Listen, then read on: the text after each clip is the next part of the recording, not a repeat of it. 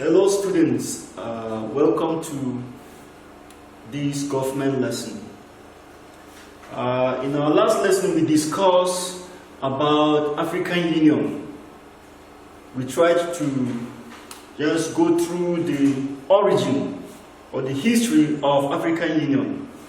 And if you could remember, I told you that the origin or the history of African Union can be traced to the origin of Organization of African Unity. Now, I told you that the Organization of African Unity can actually be traced to the activities of the Pan-African movement. Now, in the Pan-African movement, we saw some key leaders of the Pan-African movement. We said that different congresses were held before the establishment of the Organization of African Unity. We say it can be traced from 1900, where we have leaders like Du Bois, we have people like Patmore, we have people like Garvey. Some of the leaders, these are some of the leaders of the Pan-African movement. Now, the first meeting started in London in 1900, and the next one was in 1919, and the other ones, 1921, we have 1927, we have 1945 was actually the last one that is after the Second World War.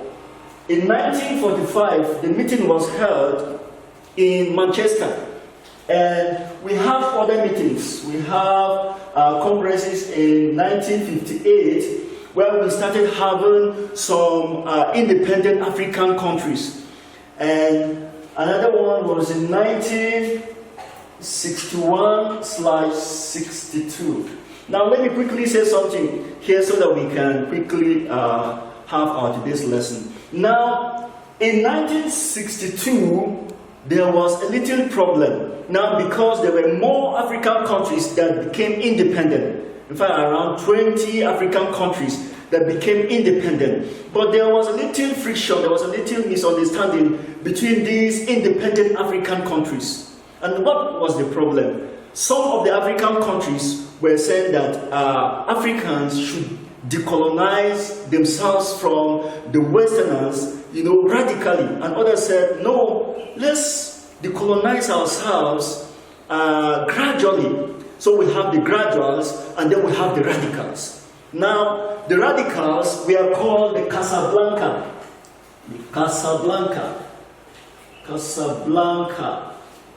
And then the moderates, or the graduates, were called the Brazzaville.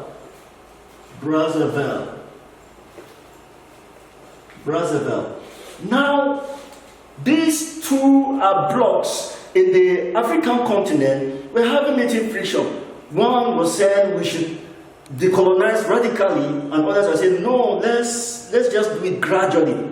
Now, the radicals and the moderates were having little problem. Now, the Brazzaville, there was another group that emerged from the Brazzaville, which Nigeria is actually part of it.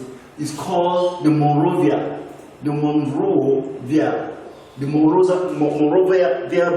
bloc. Because of this conflict, the independent African countries couldn't come to a consensus. Now, we said that the emperor of Addis Ababa, gathered all of these African leaders and said, look, we can't continue like this. If we must have a voice, and if our voice has to count in the international scene, we have to come to a consensus. We have to unite ourselves. We have to come up with something that will actually help us to actually fight and to fight to finish. Now, in 1962, between 22nd of May and 25th of May 1962, all these African leaders gathered in Ethiopia, Addis Ababa, as a result of the call by Emperor Haile Selassie to chart a course for African continent. Now what happened? They gathered, and that actually led to the establishment of the Organization of African Unity on the 25th May 1963. Now, when this was actually formed, of course the radicals and then the graduates came together and then established the Organization of African Unity. And that actually helped to settle the differences among the African countries. And now we said before the AU was actually set up, there were 4 initiatives. We've talked about the extraordinary session on the 9th September 1999. And then we talked about the Lomé Summit, where actually they brought up the Constitutive Act that spelled out the principles and the objectives of the African Union. We also looked at the Lusaka Summit of 2001, which actually drew the roadmap for African unity. And finally, we looked at the Durban Summit of South Africa, which actually resulted in the formation of the African Union. Now, what we have today, we shall be discussing nationalism. This is our topic for today, nationalism. Now we quickly look at some of our performance objectives. Students should be able to, 1, explain the meaning of nationalism. 2, they should be able to define proto-nationalism. Students should be able to outline 5 features of proto-nationalism. And they should be able to discuss 8 factors that aided nationalism in Nigeria. Okay, now let's continue. Now, the meaning of nationalism. What is this nationalism? Nationalism, we said, may be defined as a certain form of unity and feeling of attachment to a group, which makes one identifies with the aspiration of such group of persons because he or she shares same place of birth, historical experience, culture, etc., together with such individuals. Now, what do we mean by this? It has to do with the strong feeling of attachment that somebody has for a particular group of persons. And that attachment is as a result of the experiences this person shares with this group he's actually identified with. And then we said it has to do, it also can be defined as the strong emotional awareness of belonging to a nation state held in bondage by foreign domination, which leads to the struggle against such foreign rule and domination. Now, these are some of the definitions given by some of the materials we have, but let me quickly say something that I know will really help us to capture the definition of nationalism and will make the understanding of the concept very, very easy. Now, just look at some of these things. 1, awareness, very, very important. Awareness or knowledge. Knowledge. Okay, then 2, love. All right. 3, defense. Then we have protection. Let me just talk about this, and it will give us a clear, it will actually add to our understanding. In fact, it will aid our understanding of the concept of nationalism. 1, awareness or knowledge. One has to be knowledgeable about where he's actually coming from and the people he shares, a lot of things together with: culture, tradition, norms, values, and the rest of them together. And then he has to be conscious, or should be aware of where he's actually coming from, the place of birth. And then we have love. He has to love the people that he shares all these things in common with. He has to love where he's actually coming from. I know some of us don't even like our villages. We don't want to identify with our villages. In fact, we don't know how to speak our various languages because we're not even proud of where we actually came from. Especially you students, you don't even know how to speak your dialect, and you are even proud of it. Say me is only English. No. Nationalism has to do with you identifying with your place of birth and the people that you actually was given birth with, and then you grew up together and also falling in love with them. And because you've loved these people, you've also cherished where you're actually coming from, what will happen is that you will defend whatever will take you to defend these people. You were actually brought up together and you share all these things in common with. Whatever it will take you, you will do it. Even if it means you sacrificing your life to ensure that your territory is protected, that your people are actually protected, you will do it. That's the spirit of a nationalist. And then we have protection. Of course, defense has to do with protection. You protect yourself, you protect whatever is around, you protect the people around, and protect whatever you think you have. Natural resources, material resources, whatever resources that you have. You ensure that such things are protected for the good of the people that you love.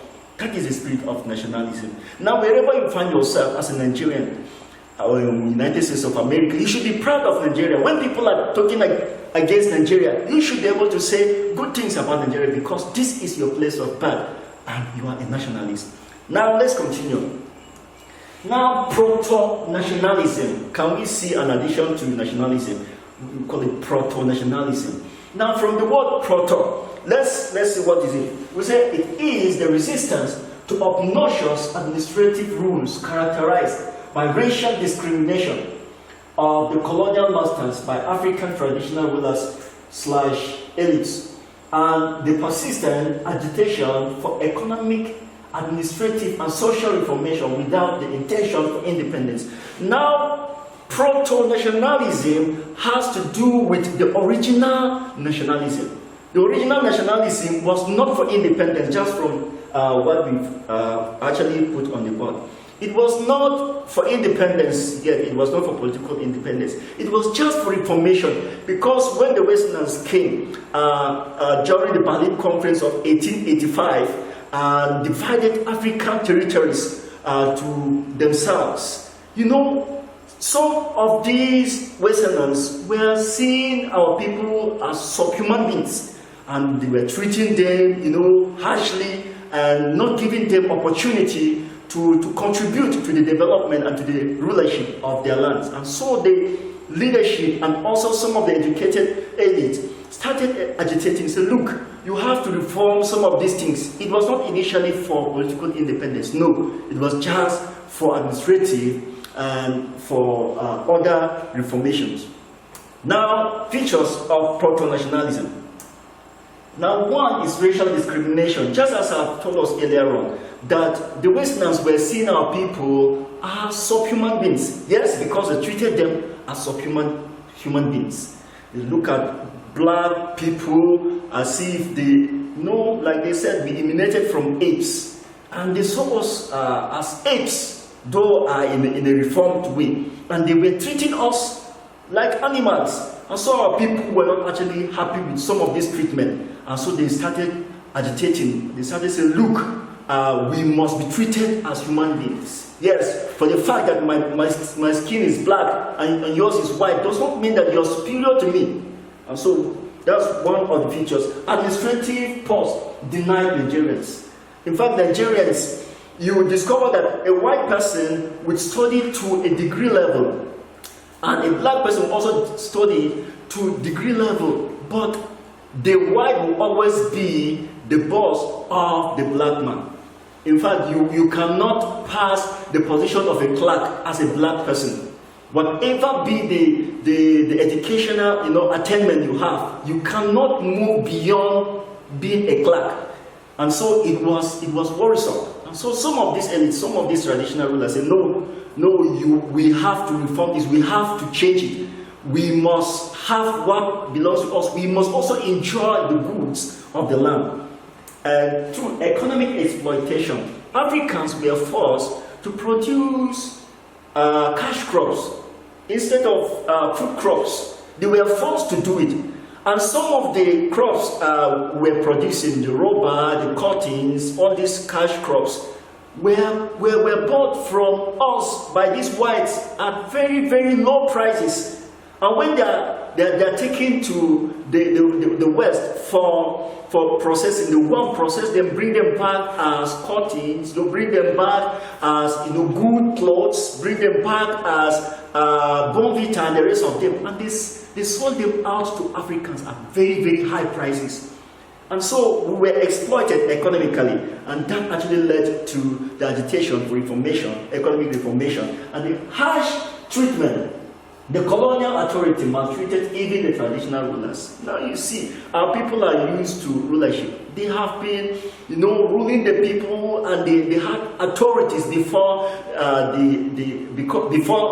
the colonial masters actually came. But when they came, even these traditional rulers were not given their own position to rule. They were even maltreated like common Nigerians and Africans, and they were not really happy about it.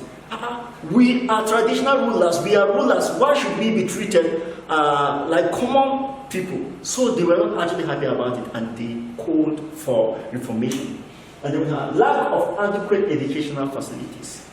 The educational facilities were not adequate. In fact, what they were actually giving Africans were just how to just read and write and to translate whatever they are saying. The one would just to perpetuate their exploitation of African territories. So the Africans were not really happy about it, and they called for reformation.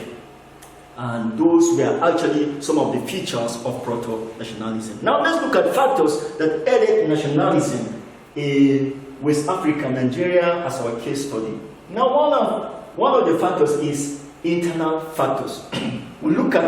We have internal and we have external factors. We want to start with internal factors. What are some of these internal factors? Those things within Nigeria, those things within West African countries that actually aided, that fueled the spirit of nationalism. We've already discussed nationalism. If you look at what is nationalism with you. Now I want us to look at some of these factors that fueled the spirit of nationalism in the hearts of Africans, and actually moved them to fight hard to ensure that they were liberated from the subjugation, from the domination and suppression of the colonial masters. One of it is poor prices for African products. I've already discussed it when I was trying to look at the features of proto-nationalism. One of it is low prices for African products. Cottons were sold at very, very low prices. Rubber was sold, very, very low prices were actually apportioned to African products. And look, that actually meant Africans to be angry about it. Why should you buy our own products at very, very low prices, and you go and process them and come back to sell them to us at very, very high prices? So it was actually equal to economic exploitation. We have the return of the ex-servicemen from the World War II. After the World War II ended in 1945, some of the African people that went to war alongside Westerners, and they saw how Westerners could easily die. In fact, some of them could not endure the hardship during the World War II. And these African people were having a perspective. They thought white people are just superior and they cannot die. And they thought it is only the black man that can die. But during the war, they realized how frail, how weak these whites could be. Say, okay, so these people can also die. So when they came back from that war, they told their people, said, look, in fact, we can fight these people to finish. In fact, we will deal with them. We have actually seen how some of them cried. You know, how some of them even died easily. But some of us endured the hardship. So it fueled the spirit of nationalism in the hearts of Africans. 2, heavy taxes on Nigerians, which led to the Aba riot, the Aba Women Riot of 1929. Now, of course, Aba Women Riot of 1929 is a familiar story that we know in Nigeria, that women were also asked along their male counterparts to pay taxes, and they were not really happy about it. So it led to riot, and not only that, you know, even the men that were not having anything were forced to go and do something to pay taxes, and so that actually made them to be very angry. I said, look, these people should not control to rule over us. We must do something. We must liberate ourselves from the shackles of these people. So that was one of the things that fueled the spirit of nationalism. Let's see the next one. Economic depression caused by the World War. During the Second World War, of course, Britain was devastated, and it led the economy of the world into depression. And also, of course, British economy was also in serious depression. So how should we actually handle our own economy and also take care of our colonies? It was a serious tax on Britain. So Britain was actually devastated, and it was becoming very, very weak. Of course, from some of the lessons that we've had with you, we've discussed on some of the reasons why, colonialism was not very, very effective in West Africa, because the British was not having many human resources that will handle some of these colonies or some of these territories. And so the economic depression further made it very difficult for them to take care of themselves. Okay, now another factor was the discriminatory credit facilities policy by the Westerners. Whites were offered credit facilities while the blacks were not given credit facilities, and that actually made the Africans to be angry about this kind of policy. Why are they being discriminated upon? They should be given opportunity also to have some credit facilities. Establishment of political parties. During the Clifford Constitution of 1922, where the elective principle was actually introduced, political parties started coming. We have the NNDP, we have political parties like the NCNC, and the rest of them actually came up. And that actually made African people to begin to see themselves as people that can be able to lead themselves by themselves. And it fueled the spirit of nationalism in their hearts. So the elective principle actually paved way for the nationalists to begin to be educated or to be knowledgeable about political activities of their motherland. Introduction of newspapers. Newspapers like Lagos Daily News by Herbert Macaulay, and then we have the African Pilot by Nnamdi Azikiwe Doctor. Other journals that actually came up fueled the spirit of nationalism. How?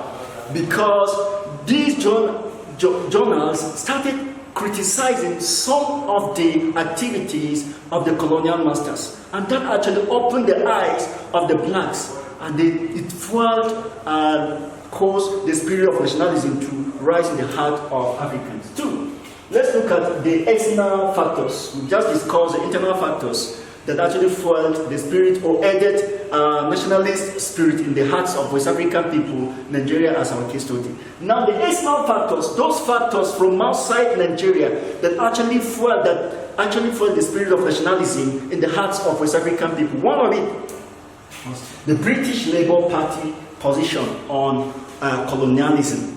Now the British Labour Party was an opposition party, political party, which was actually against colonialism. So, in one of its discussion, it brought up the anti-colonialism, aspect of the whole discussion to actually help them to properly oppose the government in power. And that actually, when African people got to know about it, it fueled the spirit of nationalism, because they say even the Britons themselves are against themselves concerning they being colonized, and that fueled the spirit of nationalism in Africans. The anti-colonial posture of UNO, that is the AU, as we have the UNO, was not actually in line with colonialism. In fact, UNO completely condemned colonialism. And so if a very big international organization like that will condemn colonialism, of course, other countries around will not but key into what OAU. Like I've said, how many countries do we have in the world today? We have 195 countries in the world, and then 193 countries are member countries of the OAU now. Now, just look at it. If this international organization kicked against colonialism, of course, it gave Africans the reason to also cry out for political liberation and independence. Now, Pan-African Congress. The Pan-African Congress, we discussed it when we were discussing about African Union. Now, the different congresses from 1900 to 1945, during the end of Second World War, actually caused the spirit of nationalism to rise. These few Africans that were in the diaspora were against all the colonial rules and colonial policies, because those policies were not in favor of Africans. And it actually negates the fundamental rights of Africans. And so they were against it.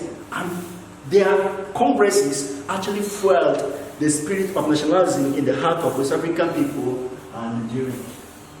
Britain's humiliation during the Second World War, I've already said, after the Second World War, the economy of Britain was completely devastated, and actually added to her responsibility of taking care of Britain and also taking care of her colonies. Now, after the Second World War, of course, we know that the United States of America and the Union of Soviet Socialist Republic became the two world superpowers, and Britain was actually dealt with, and that actually weakened its claws and its shackles on the colonies. The emergence of United States and USSR as world superpower after the Second World War, I've just discussed it now. So the emergence of these two countries as the world superpower after the Second World War actually met the nationalist spirit in West African people and in Nigeria to rise. Say, okay, this country that has actually subjugated us to this point have been devastated, and it is no more among the world powers. So we can do all that we can to ensure that we are actually liberated from its power. The Atlantic Charter of 1941. The Atlantic Charter of 1941 gave every country on earth to choose a kind of government he should be ruled by. And you can choose to be colonized, and you can choose to be free. And so when Africans got to hear about that, say, so this charter is in our favor. They say, okay, let's fight hard to ensure that we are actually independent or liberated. The independence of India in 1947. India was also colonized by Britain. And so if India is independent, that shows that we also can be independent, because we are all colonies. So now they are independent. No, we also can be independent. It also fueled the spirit of nationalism in Africans. Now, general condemnation of colonialism around the globe. Around 1945, after the Second World War, there was a general condemnation on the issue of colonialism. Countries of the world should choose the kind of government they want. They should choose the way they want to be ruled. whether they should rule themselves by themselves or they should be ruled by other people.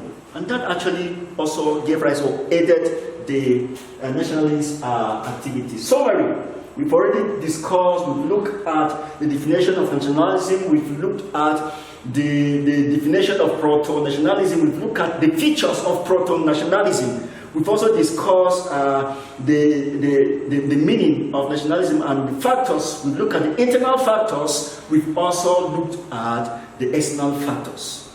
Now, let's get our assignment for the day. Now, the assignment 1 briefly explains 7 effects of nationalism in Africa. Just briefly explain 7 effects of nationalism in Africa.